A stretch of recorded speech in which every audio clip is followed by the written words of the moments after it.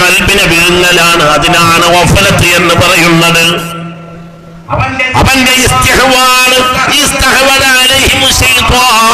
പിശാച് തലേ കയറിയിരിക്കലാണ്. മാപ്പിളമാരെ പിശാച് തലേ കയറിയിരിക്കുകയാണ്. പണത്തിന്റെ കൊഴുപ്പിൽ നടക്കുന്ന മുതലാളിമാരെ, നിങ്ങൾക്കും എനിക്കും പറ്റിയത് എന്താ? ഇബ്ലീസ് തലേ കയറിയിരുന്നതാണ്. തലേ കയറിയിരുന്ന് രക്ഷപ്പെടാൻ കഴിയില്ല. എന്താണ് മാപ്പിളമാരെ നമുക്ക് പറ്റിയിട്ടുള്ളത്? ഇബ്ലീസ് തലേ കയറിയിരുന്ന് സ്റ്റേജ് മക്കേറി പിടുപായത്തം പറഞ്ഞിട്ട് കാര്യമില്ല. അല്ലാഹു സുബ്ഹാനഹു വ തആലക്ക് വഴിപ്പെടലല്ലാതെ പരിഹാരമില്ല. അല്ലാഹുക്ക് വഴിപ്പെടുന്ന ആളുകളെ സംരക്ഷിക്കേണ്ടത് അല്ലാഹുവിന്റെ ബാധ്യതയാണ്.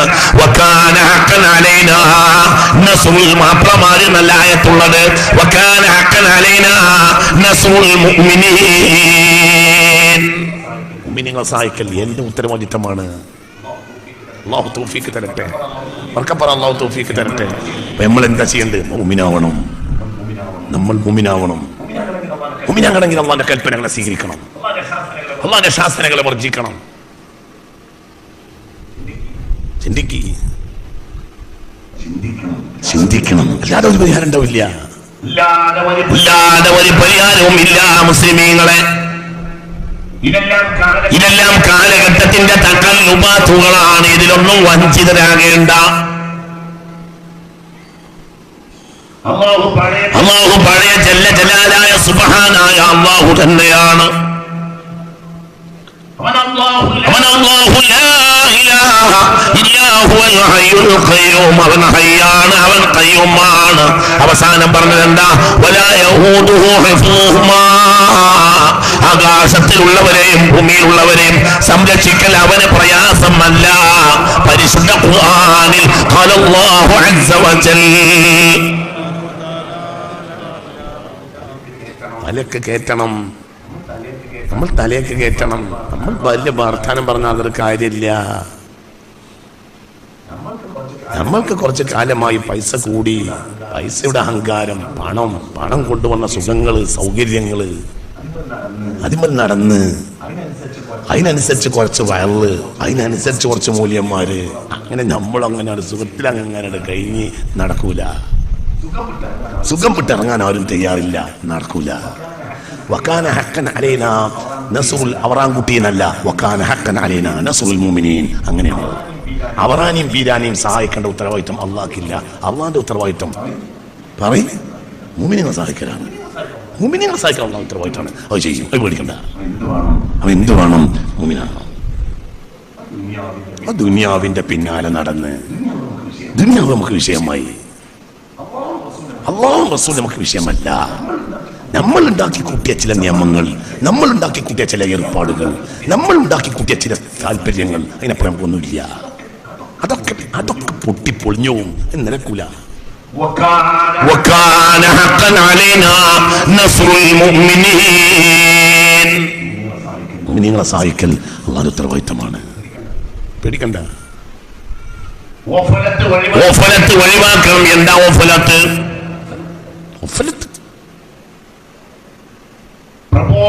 പ്രബോധനമില്ലാത്ത ജനങ്ങൾക്ക് ഗഫലത്ത് ഉണ്ടാവൽ സ്വാഭാവികമാണ്. ഇത് പ്രബോധനമാണ്. രാവും പകലും വയല്, എവിടെയും വയല്, എവിടെയും പള്ളിയാണോ പള്ളിയിൽ വയല്, മദ്രസയാണോ മദ്രസയെ വയല്, ഇന്ന് ഇവിടെ വയല്, നാളെ അവിടെ വയലോട് വയല്. ഇവിടെ തന്നെ 6 ദിവസം നടക്കാൻ പോകുന്ന വയലിന്റെ 1-ാം ദിവസമാണ്. അങ്ങനെ തന്നെയല്ലേ? അല്ലേ? 1-ാം ദിവസമാണ്. ഇനി നാളെയും വയല്, മറ്റന്നാളും വയല്, അത് കഴിയുമ്പോൾ അടുത്ത മൈലിൽ പിന്നെ വയലോട് നമ്മൾ കുടുങ്ങി. വയലല്ല ഒന്നുമില്ല. രാവും വയല്, പകലും വയല്, ഒക്കെ വയലോട് വയല്, കാറ് കയറിയ വയല്, ബസ് കയറിയ വയല്, റിവേഴ്സ് ഗിയറിൽ വേറെ വയല്, ഫസ്റ്റ് ഗിയറിൽ വേറെ വയല്, സെക്കൻഡ് ഗിയറിൽ വേറെ വയല്, വയലോട് വയല്, നീട്ടണ വയല്, ചുരുക്കണ വയല്, ഒക്കെ വയല്. വയല് തെറ്റല്ല, വയലോണ്ട് കാര്യമല്ല, അത് പിടിക്ക് കയറണം. മക്കൾക്ക് വയറ് കിട്ടിയില്ല, അതുകൊണ്ട് ഒരു നാശായി. അപ്പൊ അല്ലാഹു തആല റുദ്ദ് പറഞ്ഞു, ലിതുൻദിറ ഖൗമൻ മാ ഉൻദിറ ആബാഉഹും. അവരെ ബാപ്പമാർക്ക് ആരും വയറ് തുറന്നിട്ടില്ല. ഫഹും ഗാഫിലൂന. അതുകൊണ്ട് അവർക്ക് ഗഫലത്തുണ്ടായി. നമ്മക്ക് എങ്ങനെ ഗഫലത്തുണ്ടാവുക? രാവും പകലും എന്താണ്? പറയും രാവും പകലും യാസീനല്ലേ ആയത്ത്? ഈ ആയത്ത് അറിയില്ല എന്ന് പറയാൻ പറ്റില്ലല്ലോ. എങ്ങനെ ആയത്ത് ഓത് മനുഷ്യന്മാരെ? എങ്ങനെ ആയത്ത് ഓത് മനുഷ്യന്മാരെ? ലിതുൻദിറ ഖൗമൻ മാ ഉൻദിറ ആബാഉഹും ഫഹും ഖാഫിലൂൻ. ലിതുൻദിറ ഖൗമൻ, ഒരു ജനത്തിനെ നിങ്ങൾ പേടിപ്പിച്ച് താക്കീത് ചെയ്യണം. മാ ഉൻദിറ ആബാഉഹും, അവരെ ബാപ്പമാർക്ക് പ്രബോധനം എന്താണെന്ന് കിട്ടിയിട്ടില്ല. ആരും അവരോട് പറഞ്ഞു കൊടുത്തിട്ടില്ല. ഫഹും ഖാഫിലൂന, അത് കാരണം അവര് അശ്രദ്ധരായി നടക്കുകയാണ്. നമ്മളോ ഭയന്നുകൊണ്ടാണ് അശ്രദ്ധരായത്. കേൾക്കണ വഴിയുള്ളൂ, നടക്കണ പണിയില്ല. എന്നു കേൾക്കുക, നടക്കണ പണിയില്ല. എന്താ പരിഹാരം? പരിഹാരം അള്ളാഹുവിലേക്ക് മടങ്ങുക. എങ്ങനെയാ അള്ളാഹുവിലേക്ക് മടങ്ങല്? അള്ളാഹുവിലേക്ക് മടങ്ങാന്ന് പറഞ്ഞാൽ എങ്ങനെ ഇപ്പൊ മടങ്ങല്? നാദാപുരത്ത് പോയി മടങ്ങിക്കോർന്നു, അപ്പൊ നേരെ റിവേഴ്സ് യൂട്ടേൺ അടിച്ചു. അതാണ് പരിക്ക് മടങ്ങല്. അങ്ങനെ അങ്ങനല്ല. ഈ അള്ളാഹുവിലേക്ക് മടങ്ങാൻ എന്താ പറയും മനുഷ്യന്മാരെ? നാദാപുരത്തേക്ക് പോയപ്പോൾ ഉമ്മ ഇവിടുന്ന് ഫോൺ ചെയ്തു, അതെന്റെ അമ്മോശാക്കി അമ്മായിമ്മ വന്നിട്ടുണ്ട്, മടങ്ങ് പറയടോ. ഇപ്പുറത്ത് ബാരിക്കേഡില്ല, ഡിവൈഡർ ഇല്ലാത്ത സ്ഥലമാണ് എങ്കിൽ പറയടോ. മോട്ടോർ സൈക്കിള് തിരിക്കടോ. ഇതാണടാ മടങ്ങല്. അതല്ലടാ അള്ളാഹുവിലേക്ക് മടങ്ങല്. അള്ളാഹുവിലേക്ക് മടങ്ങാന്ന് പറഞ്ഞാൽ യൂട്ടേൺ അടിക്കാനല്ല. പിന്നെ അതെന്താണ്?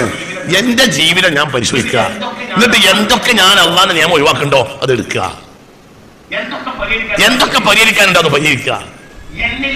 എന്നിൽ അള്ളാഹ്ക്ക് പാടില്ലാത്ത ഇഷ്ടമില്ലാത്ത എന്തൊക്കെ ഉണ്ടോ അതൊക്കെ ഒഴിവാക്കുക. അപ്പോൾ ഞാൻ ആരായി? മുഅ്മിനായി. മുഅ്മിൻ നിങ്ങൾ ആര് സഹായിക്കും? അള്ളാഹു സഹായിക്കും. അള്ളാഹു തൗഫീഖ് തരട്ടെ. ഖുലില്ലാഹുമ്മ മാലിക്കൽ മുൽക്കി. ഓത് എക്സ്പയർ ഡേറ്റ് കഴിഞ്ഞ ആയത്തല്ലല്ലോ അത്.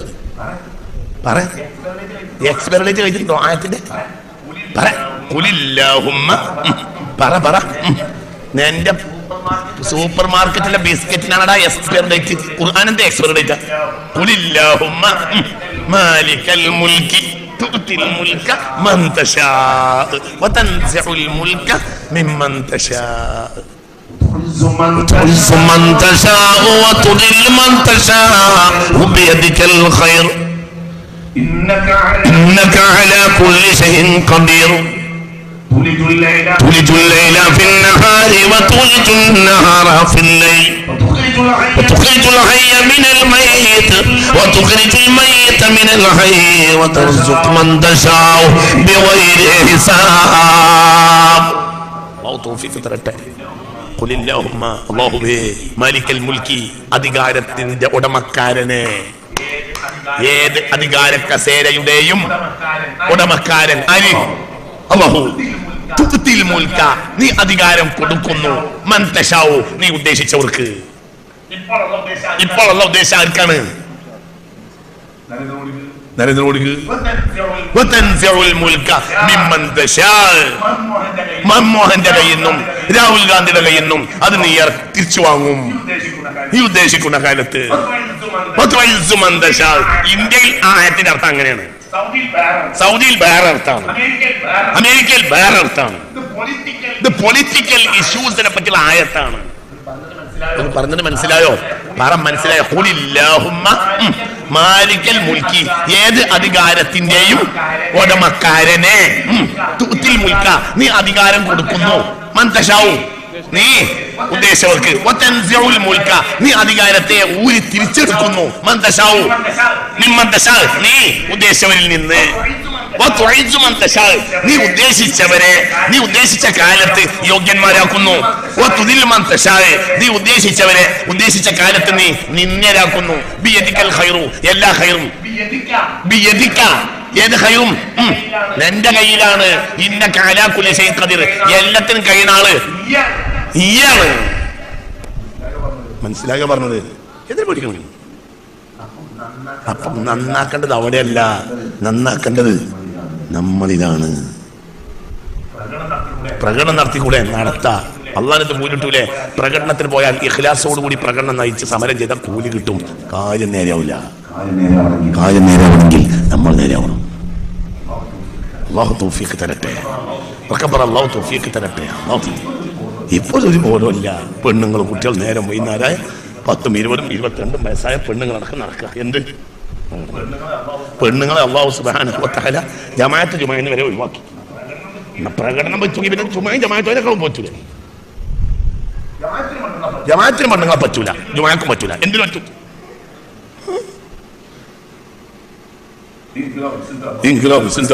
അത് പറയാ പറഞ്ഞിട്ട് നടക്കുന്ന കറുത്ത കുപ്പായിട്ട് നടക്കുന്ന മാപ്പിളച്ചി പെണ്ണുങ്ങൾ ഈ ഗ്ലാബ് സിന്ദാബാദ്.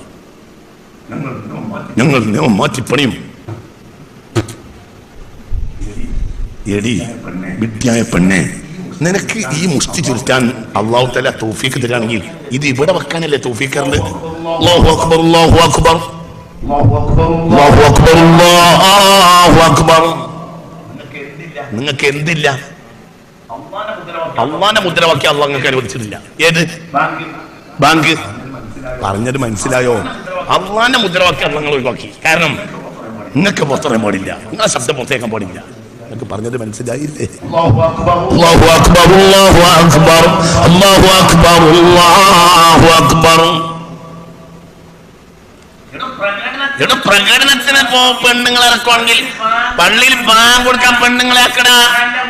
നല്ല ഉഷാറുള്ള ഒരു കളിക്കൂട്ടുള്ള നല്ല 20, 12, 22 വയസ്സായ പെൺകുട്ടികളെ പിടിച്ച് പള്ളിക്ക് ബാങ്ക് കൊടുക്കാനാക്കിയ ജമാഅത്തിന് ആളെ കൂടി നമ്മൾ കൊടുക്കും. എന്റെ മാപ്പിളാര് പോത്തിനെ പോലെ കുറെ ആണുങ്ങൾ നല്ല കുപ്പായിട്ട് മുന്നിൽ പ്രകടനം നയിക്കുക. അള്ളാന്റെ നിയമം എന്തായാലും ബോധമല്ല. അള്ളാഹെ പറ്റി ബോധമല്ല. ഇവര് വേറൊരു കാട്ടുമ്പോ വേറൊരു കാട്ടുമ്പോ നിനക്ക് കാട്ടാൻ പറ്റൂ. കാറൽ മാക്സിന്റെ ആണ് മറ്റൊന്ന് നിയമം. എന്റെ മുത്തിന് ചോദിച്ചതാ, നിനക്കൊരു മാർഗമുണ്ട്. മുഹമ്മദ് മുസ്തഫ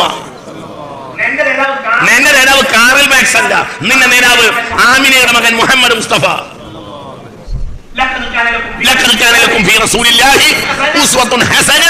നിന്റെ മാർഗം കാണിച്ചതായ കാറൽ മാക്സ് അല്ല, ഫെഡറിക് എംഗൽസ് അല്ല, നിന്റെ മാർഗം കാണിച്ചതായ മുഹമ്മദ് മുസ്തഫ.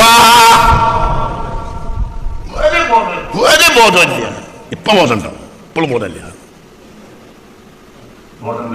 ബോധം വരും. അപ്പൊ അതിന് സമയവും ബോധം വരും. അള്ളാന്റെ നിയമത്തിലല്ലാതെ നടക്കൂല. പൂട്ടുണ്ടാക്കിയവനാണ് താക്കോൽ ഉണ്ടാക്കുക. പൂട്ടൊരാളും താക്കോൽ വേറൊരാളും ഉണ്ടാക്കിയാലല്ലേ പ്രശ്നമുള്ളൂ. പൂട്ടുണ്ടാക്കിയവൻ ഉണ്ടാക്കിയതാണ് എന്ത് താക്കോല്. പൂട്ടിന്റെ ഉള്ളിൽ എത്ര പല്ലുണ്ടോ അതിനനുസരിച്ച് താക്കോലിൽ പല്ലുണ്ടെങ്കിൽ വാതിൽ തുറക്കും. ഇല്ലെങ്കിൽ കടകട കടകട കടകട കടകട കടകട കടകട ഒച്ചുണ്ടാവും. എന്താവൂല? റൂമോക്കൂല. മനുഷ്യന്മാരെ പടച്ചോൻ തന്നെ ആ നിയമം ഉണ്ടാക്കിയത്. മനസ്സിലായില്ലേ? ആ നിയമം പാലിച്ചാൽ പൂട്ടം തുറക്കും. ഇപ്പൊ എല്ലാവർക്കും തുറന്നു കിട്ടണം, തുറക്കൂല. താക്കോല് ലെവലാക്ക്. ഇപ്പൊ ഉള്ള കയ്യിൽ താക്കോല് പറ്റൂല. അത് ഈ വാതിലിന്റെ താക്കോലല്ല. നിങ്ങളിന്റെ കൂടെ ഉണ്ടാ, നിങ്ങളിന്റെ കൂടെ ഉണ്ടാ. നടക്കൂലടാ. അടുത്ത മാസം നടക്കൂല, പെട്ടെന്ന് നടക്കൂല. നമ്മൾ നന്നായി നടക്കും. ഇതൊക്കെ നമ്മളെ ഉള്ളം കയ്യിലുണ്ട്. അള്ളാഹു നമുക്കനുസരിച്ച് വിധിക്കും. നമ്മൾ ആരാകണം? മുഅ്മിനാകണം. അള്ളാഹു തൗഫീഖ് തരട്ടെ. അള്ളാഹു തൗഫീഖ് തരട്ടെ. അള്ളാഹു തൗഫീഖ് തരട്ടെ. നമ്മളെല്ലാവരും ഒറ്റ ദിവസം പോയാൽ വരുന്നു പോന്നു. പിന്നെ നമ്മൾ പിന്നെയും കുതിരയിടാൻ പോയി. നമ്മളെ പണിയെടുത്ത് മൂലമാര് നടക്കൂല. അത് നടക്കും. ഒരു അന്തമില്ലാത്ത അള്ളയാകണം.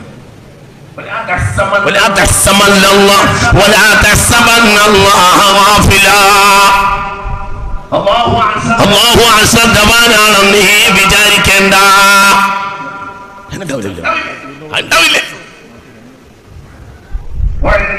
وعنده مفاتيح الغيب لا يعلمها إلا هو ويعلم ما في البر والبحر وما تسقط من ورقة إلا يعلمها. എന്ത് നടന്നാലും അവനറിയും. എന്ത് നടന്നാലും അറിയും.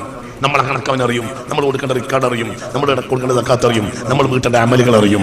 നമ്മളെ രഹസ്യം അറിയും. നമ്മളെ പരസ്യം അറിയും. ആർക്ക്? അല്ലാഹുവിന്. നമ്മൾ ലെവലാകണം. 98% ലെവലാക്കിയിട്ട് ബാക്കി പിന്നെ പല വക കണക്ക് കിട്ടിയില്ല. മനസ്സിലായില്ല? 10-15 കൊല്ലത്തെ കണക്ക് അവതരിപ്പാക്കാണ്ട് കമ്മിറ്റി സെക്രട്ടറിക്ക്. അങ്ങനെ അയാൾ രാവും പകലും തലയിൽ വെള്ളം പാർന്ന് ഇരുന്ന് കണക്ക് എഴുതി ഏകദേശം 10-13 കൊല്ലത്തെ കണക്കില്ലേ പള്ളിയിൽ അവതരിപ്പിക്കാൻ. അതൊക്കെ ലെവലായി നോക്കുമ്പോൾ ഒരു 10-65,000 റുപ്യക്ക് തല എന്നിട്ടും കാണുന്നില്ല. അതിന് സാരല്ല. അത് ജനറൽ ബോഡിയിൽ ഒരു 55 ലക്ഷം 65 ലക്ഷം 1.5 കോടി 2 കോടി 4 കോടിന്റെ കണക്ക് പറയുമ്പോൾ കൂട്ടത്തിൽ പറഞ്ഞാൽ മതി. എന്ത് ഞാൻ ഒരു മാസം തപ്പിയിട്ടും ഒരു 65,000ന്റെ കണക്ക് കാണാനില്ല. അപ്പൊ ജനറൽ ബോഡി പറയും അത് സാരല്ല സെക്രട്ടറി അയിമ വിട്ടാൽ 65,000ന്റെ കണക്ക് കാണാണ്ട് 15 കോടിന്റെ കണക്ക് കാണാനില്ല. അപ്പൊ ജനറൽ ബോഡിയിൽ എണീറ്റെന്ന് ഞാൻ ഒരു മാസം അധ്വാനിച്ചിട്ടും 65,000ന്റെ കണക്കേ കിട്ടിയിട്ടുള്ളൂ, 13 കോടിന്റെ കണക്ക് കാണാനില്ല എന്ന് പറഞ്ഞാൽ നിങ്ങൾ കുറച്ചേരം അവിടെ നിൽക്കിന്ന് അറിയും. വഖഫ് പോണിൽ നിന്ന് പോലീസ് വന്നിട്ട് പോയാൽ മതി എന്ന് പറയും. പിന്നെ ഞാൻ ചോറ് കഴിക്കാൻ പരി പോണ്ട, ചോറ് ഇനി ഗോതമ്പ ചോറ് കണ്ണൂരെത്തിയിട്ട് വയ്ക്കാൻ പറയും. നിങ്ങൾക്ക് പറഞ്ഞത് മനസ്സിലായോ? 98% കണക്ക് നമ്മൾ ലെവലാക്കിയ ബാക്കി നമ്മൾ ലെവലാക്കി, ബാക്കി നീ എക്സ്ക്യൂസ് ആക്കിയാൽ മതി. പഠിച്ചോനെ വിട്ടാ അപ്പൊ സാരില്ല. നിങ്ങൾ എന്റെ കൂടെ ഉണ്ടാ, കണക്ക് ക്ലിയർ ഇല്ല. ഇത് മുത്തന്റെ കൈയല്ല, ഇത് കൊത്തന്റെ കൈയാണ്. കണക്ക് ക്ലിയർ ആക്കണം. ഒരു ബോധം നമുക്കില്ല, പെണ്ണുങ്ങൾക്കും ഇല്ല, ഒരു ബോധമില്ല, ഒരു ബോധമില്ല. ചെലവാക്കുന്നതിൽ ബോധമുണ്ടോ? 2030 വരെയും സാമ്പത്തിക രംഗം കുത്തനെ പോകും, ചിലപ്പോൾ 2035 വരെയും പോകും. നിങ്ങൾ എഴുതി ചൊല്ലി. ഒരു നേരത്തെ കഞ്ഞിക്ക് കൊടുക്കുന്ന സാഹചര്യം ചിലപ്പോൾ വരാൻ സാധ്യതയുണ്ട്. അള്ളാഹു തആല കാത്തുരക്ഷിക്കട്ടെ. ഇത് നിങ്ങൾ ഇവിടുന്നാ പറയണത്? ഇത് ഞാൻ ജോത്സ്യന്റെ കവിട് നിർത്തി പറയല്ല. ഇത് മുത്ത് മുഹമ്മദ് മുസ്തഫ തങ്ങളുടെ ഹദീസ് പഠിച്ചപ്പോൾ എനിക്ക് മനസ്സിലായതാണ്. എക്കണോമിക്കൽ സിസ്റ്റം പാടെ തകർന്നിട്ടുണ്ട്.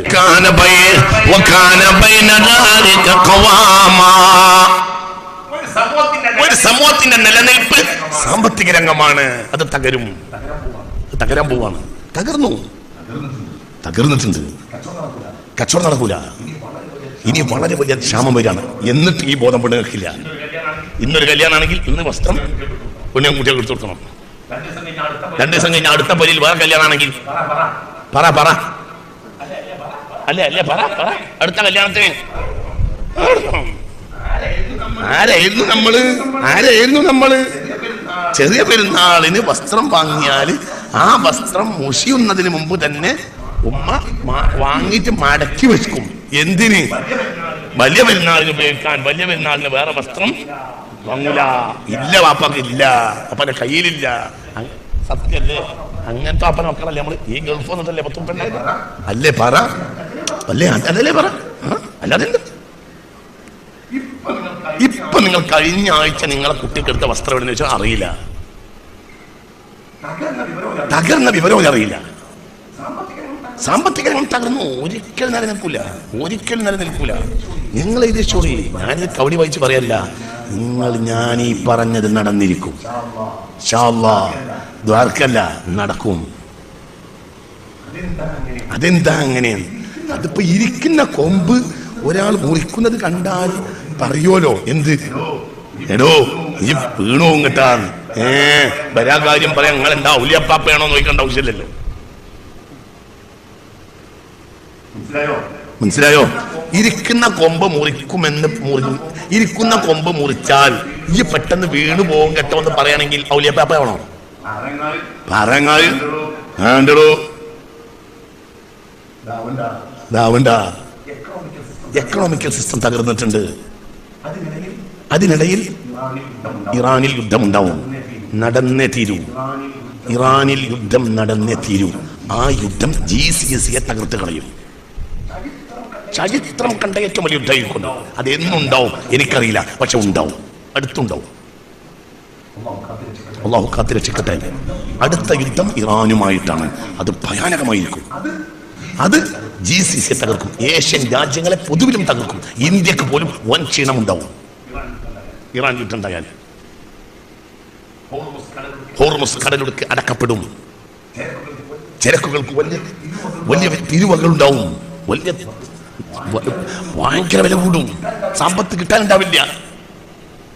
ഏഷ്യൻ രാജ്യങ്ങളിൽ വൻ പ്രതിസന്ധി ഉണ്ടാവും. അള്ളാഹു നമ്മളെ കാക്കട്ടെ. അത് ഉണ്ടാകണം.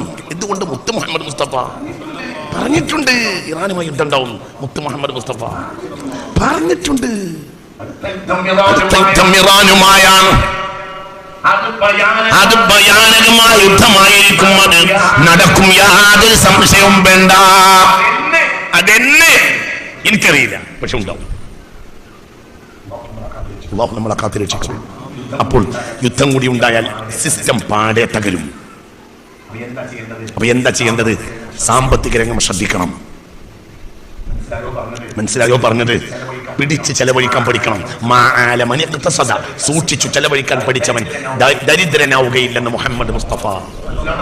മനസ്സിലാവോ പറഞ്ഞത്? സൂക്ഷിച്ചു ചെലവഴിക്കണം. പിന്നെ കുട്ടികൾ ഒരു തൊഴിൽ പഠിക്കണം. ഒരു ഉദ്യോഗം കിട്ടിയില്ലെങ്കിൽ തൊഴിലുണ്ടാവണം. അവനവന്റെ വീട്ടുവളപ്പിൽ മത്തങ്ങ, കുമ്പളങ്ങ, ഇതൊക്കെ മനസ്സിലായോ പറഞ്ഞത്? നട്ട് പിടിപ്പിക്കണ്ടോ? വേനൽക്കാലാണ്. മനസ്സിലായോ നിങ്ങൾക്ക്? ഇപ്പൊ വേനലിന്റെ സമയം, നല്ല വെള്ളരി അടക്കം നല്ല സാധനങ്ങൾ. എന്താ നാളെ രാവിലെ ഒരു കൈക്കോട്ട് എടുത്തൊന്ന് ഇറങ്ങിയിട്ട് പരിസരത്തൊക്കെ കുറച്ച് എന്ത്, പിന്നെ അതിന് മാത്രം വാങ്ങിയാൽ മതി. മുളകും എല്ലാ സാധനവും എവിടെ തന്നെ ഉണ്ടാവും. മലബാറിൽ അള്ളാഹു നമുക്കൊരു മണ്ണ് തന്നിട്ടുണ്ട്. മണ്ണിൽ വെറുതെ മുളക്കും. അങ്ങനെ തന്നെയല്ലേ? പറ, അങ്ങനെയല്ലേ? കൃഷി ചെയ്തവന്റെ ദോഷം അള്ളാഹു പുറത്തു കൊടുക്കുമെന്ന് മുഹമ്മദ് മുസ്തഫ. മാ മിൻകും മിൻ അഹദിൻ യഗ്രിസു ഗർസൻ ഔ യസ്റഉ സർഅൻ ഫയഅകുല മിൻഹു ഇൻസാനുൻ ഔ ത്വയ്റുൻ ഔ ബഹീമത്തുൻ ഇല്ലാ ഗുഫിറ ലഹു. ഒരു ചെടി നട്ടുപിടിപ്പിച്ചു, ഒരു കൃഷി നട്ടുപിടിപ്പിച്ചാൽ അതിന് മനുഷ്യൻ തിന്നാലും പുൽച്ചാടി തിന്നാലും മൃഗങ്ങൾ തിന്നാലും പക്ഷികൾ തിന്നാലും ഇല്ലാ ഗുഫിറ ലഹു. ആ അവസ്ഥയിൽ അളവിൽ അള്ളാഹു തആല അയാൾക്ക് പുറത്തു കൊടുക്കുമെന്ന് മുഹമ്മദ് മുസ്തഫ. എന്താ രാവിലെ പണി? എല്ലാവർക്കും പീടിക തുറക്കണമെങ്കിൽ 9 മണിയാവണം, ഓഫീസ് പോകണമെങ്കിൽ 9 മണിയാവണം. അങ്ങനെ തന്നെയല്ലേ? പറ അല്ലേ? പണി രാവിലെ എന്താ ഒരു കൈക്കോട്ട് എടുത്തിട്ട് ഒന്ന് കിണറ്റിന്റെ പരിസരത്ത് കൂടെ ഒക്കെ കൈക്കോട്ട് ഒന്നുകൊണ്ട് ഒരു വ്യായാമമായി ഹലാലായ ഭക്ഷണം കഴിക്കാം. എന്തോ സൽഫാൻ ഇടാത്ത തിന്നൂടെ? എന്താ നോക്കിയിരിക്കും? തിന്നൂടെ? പണ്ടത്തെ ഗൾഫിലെ പൈസ ഇനി വരില്ലടോ, പൈസ വരൂല്ലടോ. മനസ്സിലാവുണ്ട്? നല്ല മണ്ണുണ്ട് നമ്മളെ കിണറിന്റെ പരിസരത്ത്. ഒരു ലേശം സ്ഥലത്ത് കുറച്ച് വെള്ളരി, മത്തന്, വെണ്ടക്ക, കക്കിരി, പയറ്. പാറഷ്ടമാരെ ഇതൊക്കെ അമേരിക്ക എന്ന് പറയുന്ന വർത്തമാനമല്ലേ? നിങ്ങൾക്ക് അറിയില്ലേ? പറടോ. മനസ്സിലായോ പറഞ്ഞത്? ഇങ്ങനത്തെ മുളക് ഇതൊക്കെ നട്ടുപിടിപ്പിച്ചാൽ അതിന് പൈസ കൊടുക്കണ്ട. 2 കാര്യം. ഒന്ന്, നമുക്കൊരു അധ്വാനം പഠിയും. അധ്വാനിക്കുന്നവൻ എന്നും തൊഴിലുണ്ടാവും. സാമ്പത്തിക പ്രതിസന്ധികൾ അധികരിച്ചാൽ നമുക്ക് കഞ്ഞുടിച്ചു പോകാം. പറഞ്ഞത് മനസ്സിലായോ? ഒന്നില്ലെങ്കിൽ ഇതിലേക്ക് വെള്ളം വെച്ച് പുഴുങ്ങി തിന്ന എന്തെങ്കിലും ഒരു പള്ള നടക്കാം. അതൊക്കെ നമ്മൾ മറന്നു. തിരിച്ചു വരി. അള്ളാഹു നമുക്ക് തൗഫീഖ് തരട്ടെ. ഉറക്കെ പറ, അള്ളാഹു തൗഫീഖ് തരട്ടെ, അള്ളാഹു തൗഫീഖ് തരട്ടെ, അള്ളാഹു തൗഫീഖ് തരട്ടെ. ചിന്തിക്ക്, എന്തൊക്കെയുണ്ട്. വീട്ടില് ഒരു വലിയ കോഴിക്കൂട് വാങ്ങി, കുറച്ച് ചെറിയ നാടൻ കോഴികളെ വാങ്ങി, കോഴികളെ വളർത്തുന്നു. കോഴിമുട്ട കിട്ടും. കോഴിമുട്ടക്ക് മാർക്കറ്റിൽ പുതിയൊരു കോഴിമുട്ട കൊണ്ടു കൊടുത്താൽ 5 ഉറുപ്പിക കിട്ടും. 10 കോഴിമുട്ട കൊടുത്താൽ 50 ഉറുപ്പിക കിട്ടും. ഇനി എവിടെ കോഴിയുള്ള നാടൻ കോഴി? ഇന്നൊരാൾ എന്നോട് ഇവിടെ വന്നിട്ട് പറയാണ്, നാടൻ കോഴി എവിടെയും കിട്ടാനില്ല. നാടൻ കോഴി അമേരിക്കയിൽ നിന്ന് ഉണ്ടല്ലോ, ഇവിടെ ഒന്നും മനുഷ്യന്മാർ ഉണ്ടാവില്ലല്ലോ. എന്തുകൊണ്ട്? മനുഷ്യന്മാർക്ക് പണിയെടുത്തുകൂടാ. ഒരു മുസ്ലിം ഇപ്പൊ പണിയില്ല, ഒക്കെ പീടിയെന്ന് വാങ്ങാൻ തിന്ന അത്ര തന്നെ. പൈസ വേണമെന്ന് വരിക. അവിടെ നിന്ന് വന്നില്ലെങ്കിൽ എന്ത് ചെയ്യും? അപ്പൊ എന്ത് ചെയ്യാ? നമ്മളെ വീട്ടിൽ കോഴി വളർത്തുക. കോഴി വളർത്തിയ ഒരുപാട് കാര്യമുണ്ട്. ഒന്ന്, നമുക്ക് ഇറച്ചിക്ക് വാങ്ങാനുള്ള പൈസ കിട്ടില്ല. 300 ഉറുപ്പിക വേണ്ടേ 1 കിലോ ഇറച്ചിക്ക്? പറ കുട്ടി, 1 കിലോ ഇറച്ചിക്ക് എത്ര? 300 ഉറുപ്പിക കൊടുക്കേണ്ട 1 കിലോ ബീഫിന്. പറ മനുഷ്യ, അതിനേക്കാൾ വൈറ്റമിക് എനർജി ഉണ്ട് 1 കിലോ നാടൻ കോഴിക്ക്. അതിനേക്കാൾ എനർജി ഉണ്ടാവും നാടൻ കോഴി. അവനെ കോഴി കഴിക്കാം, പുറത്തേക്ക് വിൽക്കാം. 1,000 ഉറുപ്പിക വരുമാനം ദിവസം ഉണ്ടാക്കാൻ പ്രശ്നമൊന്നുമില്ല. ഇന്ന് ലേശം കോഴിക്ക് വാസന. ഇത് നമ്മളെ വല്യമാക്ക് ഉണ്ടായതല്ലേ? വലിപ്പാക്കും വല്യമാക്കും തന്നെ ഇത് പണി. എന്ത് ചെയ്യണം? ലേശം നമ്മൾ തിരിച്ചു മടങ്ങണം. അതാണ് നമ്മൾ അല്ലാഹുവിലേക്ക് മടങ്ങാൻ, അല്ലാതെ യൂട്ടേൺ എടുക്കലല്ല. പഠിക്കണം, ജീവിക്കാൻ പഠിക്കണം. من أعطاني السمك لأكلة واحدة ما أعطاني شيئا ولكن من ما أعطاني السمك ولكن علمني كيف أصطاد السمك فقد أعطاني السمك في طيلة حياتي. ഒരു അറബി ആപ്തവാക്യമാണ്. ഒരു മത്സ്യം പിടിച്ചു പോയപ്പോൾ അല്പം മത്സ്യം എനിക്ക് തന്നു, എന്നാൽ അയാൾ എനിക്കൊന്നും തന്നിട്ടില്ല. ഒരാൾ മത്സ്യം പിടിച്ചു പോയപ്പോൾ ഞാൻ കൊതിയോടെ മത്സ്യക്കാരനെ മത്സ്യവും കൊണ്ട് വീട്ടിലേക്ക് പോകുന്നവൻ ഞാൻ കൊതിയോടെ നോക്കി. അയാൾ എനിക്ക് മത്സ്യമൊന്നും തന്നില്ല. പിറ്റേ ദിവസം മത്സ്യവേട്ടക്ക് പോയപ്പോൾ എന്നെ കൊണ്ടുപോയിട്ട് എങ്ങനെയാണ് മത്സ്യം പിടിക്കേണ്ടത് എന്ന വിധം എന്നെ പഠിപ്പിച്ചാൽ എന്റെ ആയുസ് മുഴുവനും അയാളാണ് എനിക്ക് മത്സ്യം തന്നത്. പറഞ്ഞത് മനസ്സിലായോ? നിങ്ങൾ മത്സ്യം കൊണ്ടുപോയപ്പോ ഒരാൾ ലേശം മത്സ്യം തന്നു, അന്നക്ക് അയാൾ ഒന്നും തന്നിട്ടില്ല. വേറൊരാൾ മത്സ്യം കൊണ്ടുപോയപ്പോ ഞാൻ കൊതിയോടെ അവന്റെ കൂടയിലേക്ക് നോക്കി, മത്സ്യം തന്നില്ല. അയാൾ കൂടെ കൊണ്ടുപോയി. പിറ്റേന്ന് രാവിലെ മത്സ്യവേട്ട പോയപ്പോൾ മോനെ വാങ്ങുന്നു, എന്നെ കൊണ്ടുപോയിട്ട് എന്നെ പഠിപ്പിച്ചു എങ്ങനെയാണ് മത്സ്യം പിടിക്കേണ്ടത് എന്ന് പഠിപ്പിച്ചാൽ എന്റെ ആയുസ് മുഴുവനും എനിക്ക് മത്സ്യം തന്നത് അയാളാണ്. മനസ്സിലായോ പറഞ്ഞത്? ഞാൻ നിങ്ങൾക്ക് പറഞ്ഞത് ലൈഫിന്റെ അഡ്വൈസാണ്. നമ്മൾ ഫക്കീറായി പോകരുത്. അല്ലാഹു നമ്മളെ കാക്കട്ടെ. ഇതും പറയണം. കാരണം റബ്ബന ആതിന ഫിദ്ദുനിയ ഹസന. വെറും പരലോകം പറഞ്ഞാൽ പോരാ, നമുക്ക് ഇവിടെ ജീവിക്കണം. ഇതൊക്കെ അട്ടിമറിയാൻ പോവാണ്. നിങ്ങൾ എഴുതി വെച്ചോളൂ, അട്ടിമറിയും. വൻ അട്ടിമറി നടക്കും ലോകത്ത് എന്നാണ് എൻ്റെ പ്രതീക്ഷ. അങ്ങനെ വരാൻ സാധ്യതയുള്ളൂ. കാരണം കണക്കൊക്കെ കൂട്ടി നോക്കുമ്പോൾ എൻ്റെ കണക്കനുസരിച്ച് ഇമാം മഹ്ദി റളിയല്ലാഹു അൻഹു ഇപ്പൊ ജീവിച്ചിരിപ്പുണ്ട്. റളിയല്ലാഹു അൻഹു. മനസ്സിലായോ പറഞ്ഞത്? ഇപ്പൊ എത്രയായി സമയം? പറ, ഇപ്പൊ എത്ര സമയം? 10:50 അല്ലേ? ഇപ്പോൾ സമയം 10:50 ആയതുപോലെ എനിക്കുറപ്പാണ് ഇപ്പോൾ ഭൂമിയിൽ മഹ്ദി ഇമാം ജീവിച്ചിരിപ്പുണ്ട്. എവിടെയൊന്നും നിന്നോട് വെക്കരുത്. മഹ്ദി ഇമാം ഭൂമിയിലുണ്ട്, സംശയിക്കണ്ട. അതിന് എനിക്ക് ഒരുപാട് അടയാളങ്ങൾ അറിയും. മഹ്ദി ഇമാം ജീവിച്ചിരിപ്പുണ്ട്. മഹ്ദി ഇമാം വരാനായാൽ വലിയ പ്രതിസന്ധികളുണ്ടാവും. പ്രതിസന്ധികൾ അവസാനമേ ആര് വരൂ? നമ്മളിങ്ങനെ ബ്രോസ്റ്റൊക്കെ ഇങ്ങനെ കച്ചമ്പറിൽ ഇങ്ങനെ മുക്കി, നമ്മളിങ്ങനെ നല്ല ബ്രോസ്റ്റിന്റെ കോയിന്റെ കാല് ഇങ്ങനെ എടുത്ത് മൈനേഴ്സിലൊക്കെ ഇങ്ങനെ കുത്തി നമ്മളിങ്ങനെ തിന്നുമ്പോ സലാം അലൈക്കും ഞാൻ മഹ്ദിയാണ് എന്ന് പറഞ്ഞ് വരൂല. 1 മണി ആയാലും കിട്ടൂല, 1 മണി ഓരം കിട്ടൂല, പുറത്ത് തല്ലും കിട്ടും.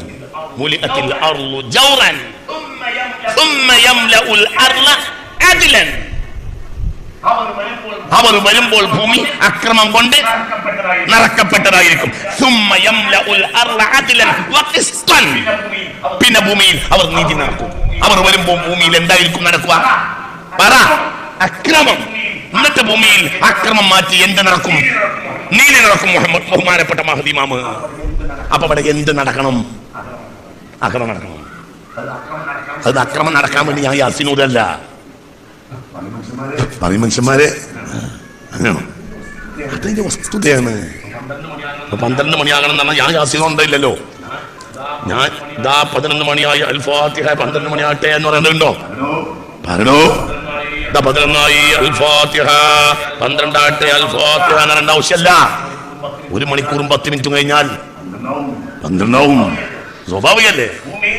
ഭൂമിയിൽ അക്രമം നടക്കുന്ന ഞാൻ യാസീനോ ഉണ്ടല്ല. അത് വരും. ഭൂമിയിൽ അക്രമം നിറക്കപ്പെടും. പിന്നെ ഭൂമിയിൽ നീതി നടക്കും. എല്ലാ മനുഷ്യർക്കും നീതി കൊടുക്കും. മഹ്ദി ഇമാം റളിയല്ലാഹു അൻഹു.